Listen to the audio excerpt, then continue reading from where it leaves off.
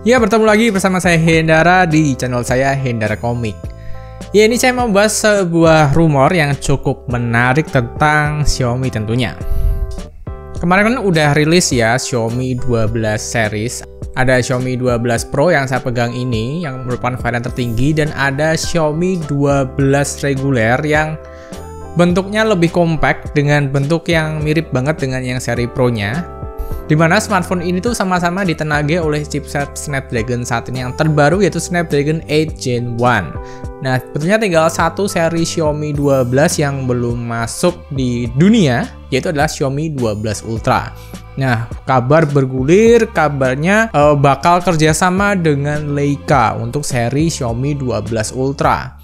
Dan kabarnya lagi akan memakai chipset yang berbeda dari seri 12 Pro-nya, yaitu Snapdragon 8 Plus Gen 1. Buat kalian yang belum tahu, Snapdragon 8 Plus Gen 1 ini merupakan pembaruan dari Snapdragon 8 Gen 1, di mana secara hardware itu mirip banget, hampir bisa dibilang sama, cuma kali ini dimanufaktur oleh TSMC ya.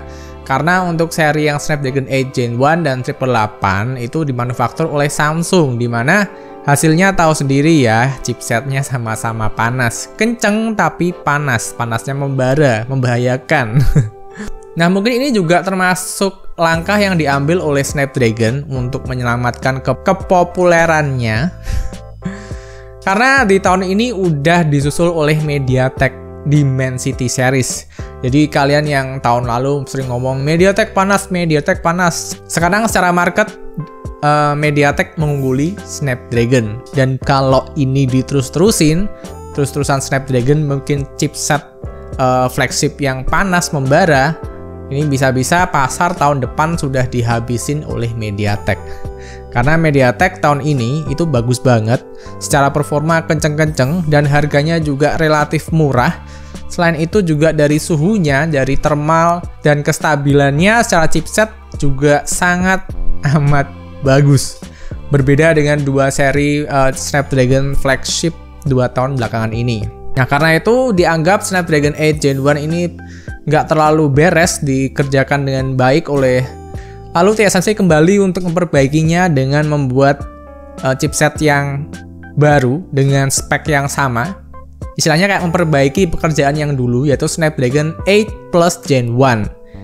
Nah, ada rumor yang bilang sebetulnya ini namanya Snapdragon 8 Gen 1 Plus. Ada orang yang bilang katanya plusnya itu ada di belakang angka 8, ada yang bilangnya di bagian paling akhir, jadi who know. Jadi mending kita tunggu aja rilis resminya nanti dari Xiaomi 12 Ultra. Nah, kabar bergulir kembali, sekarang ada rumor baru bahwa di China sana, di China ya, belum di Indonesia dan global. Dan katanya sih bisa jadi hanya China market only. Jadi Xiaomi 12 Ultra nanti akan datang bersama dengan kedua temannya, yaitu Xiaomi 12S dan Xiaomi 12S Pro. Ya, ini istilahnya kayak refreshment dari Xiaomi 12 Pro dan Xiaomi 12 yang reguler yang udah bisa kita beli di tanah air. Nah, bedanya apa? Nah, bedanya tadi yang sudah saya bilang ya, selain 12 Ultra yang akan memakai chipset Snapdragon 8 Plus Gen 1, kabarnya, rumornya, Xiaomi 12S dan Xiaomi 12S Pro yang hanya ada di China only, hanya ada di China market, itu akan memakai chipset yang sama, yaitu Snapdragon 8 Plus Gen 1, perbaikan dari Snapdragon 8 Gen 1 yang ada di Xiaomi 12 Pro.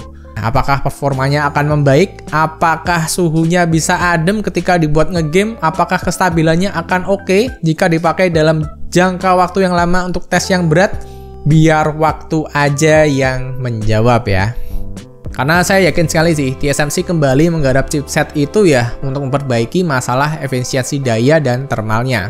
Karena memang secara chipset nanti akan diklaim bakal lebih irit sampai 30% daripada Snapdragon 8 Gen 1 yang sekarang udah beredar banyak di pasaran. Dimana emang nggak sedikit dan cukup banyak yang bilang kalau Snapdragon 8 Gen 1 ini memang memakan banyak daya. Jadi jangan salahin sama pihak providernya, jangan salahin Xiaomi-nya, karena ini memang karakteristik chipsetnya yang ya kurang begitu oke, dan tapi akan diperbaiki, akan dicoba diperbaiki di seri selanjutnya di 8 Plus Gen 1. Nah, selain membawa perubahan dari sisi chipset, saya rasa nanti akan memiliki hardware yang sama ya, karena ini udah bagus banget layarnya LTPO2, itu dibuat nonton Netflix, gila, gambarnya itu bagus banget.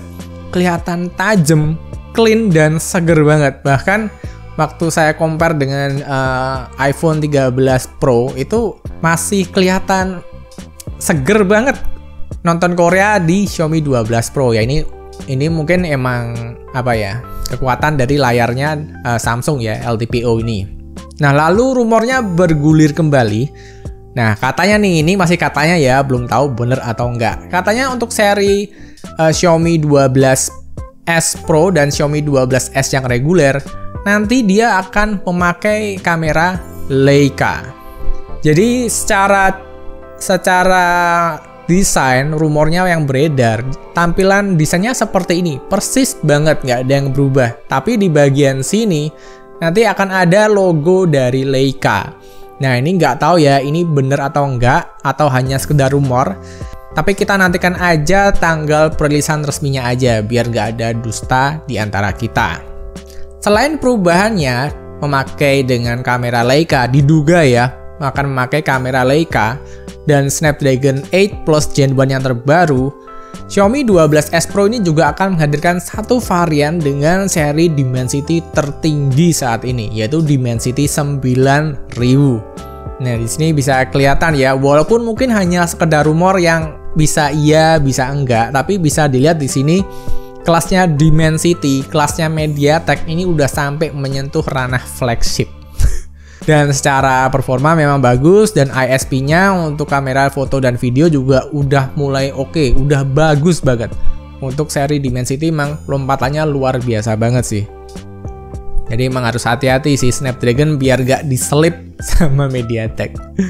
Lalu sebentar lagi akan ada di tanggal 23 acara peluncuran dari Poco F3, bukan, Poco F4 dan Poco X4 GT.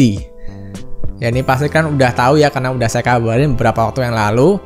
Tapi ini peluncurannya bukan di Indonesia, tapi di global.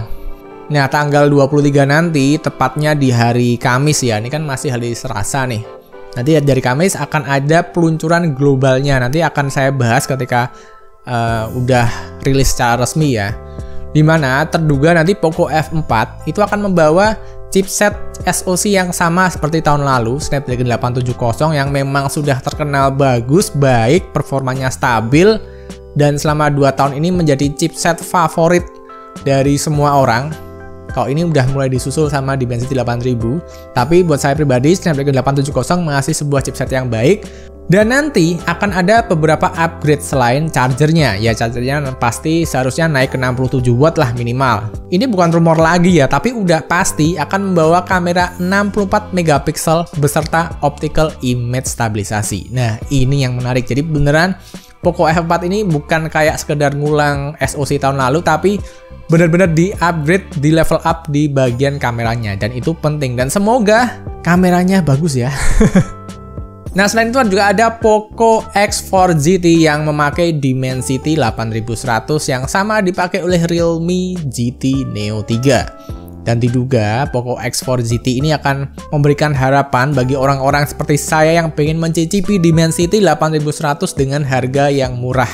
Dan mengingat untuk seri Poco X3 GT yang tahun lalu, memang untuk yang S4 GT ini pasti akan membawa IPS, layar panelnya IPS ya, bukan AMOLED. Dan mungkin akan membawa kemungkinan besar akan memakai bodi plastik. Jadi sama kayak versi tahun lalu, cuma upgrade dari sisi chipset dan kamera mungkin. Tapi untuk lebih jelasnya kita tunggu aja tanggal 23 acara peluncuran resminya. Nah, lalu gimana dengan Indonesia? Di tanggal 30 nanti akan ada peluncuran dari Poco F4 GT. Terduga seperti itu, handphone yang udah lama banget rilis di negara-negara lain, dan kita termasuk negara yang paling bontot yang ngerilis Poco F4 GT. Agak kurang seru, agak rada basi, tapi tetap menarik tentunya. Nah, tapi sekedar rumor yang beredar lagi ya. Tapi bukan rumor juga sih, tapi dugaan saya aja. Sebetulnya untuk perilisan besok tanggal 30 bisa aja Poco F4 GT akan rilis bersama dengan Poco F4 yang biasa. Mengingat kedua handphone itu udah TKDN di tanggal yang sama. Mirip-mirip lah. Nah, jadi ada kemungkinan nih, saya berharap tanggal 30 nanti akan ada kejutan spesial. Karena udah di-spoilerin katanya akan ada kejutan nih. Tapi nggak tahu ya apa ya, itu yang bikin saya penasaran. Bisa jadi mungkin Poco F4 GT membawa dengan TWS Genshin Impact Klee. Atau yang saya harapkan dan mungkin semua orang harapkan akan rilis bareng bersama Poco X4 GT dan Poco F4. Kalau untuk yang Poco X4 GT sih mungkin agak mustahil ya, tapi kalau yang Poco F4 masih ada harapan kayaknya. Jadi segitu aja informasi yang bisa saya bagikan. Terima kasih buat teman-teman yang udah nyimak dari awal sampai akhir, dan sampai bertemu di video berikutnya. Dan saya sudah bersiap-siap Poco F4 GT dengan membeli FlyDigi B5 biar bisa menjinakkan panasnya, gitu kan, mantep.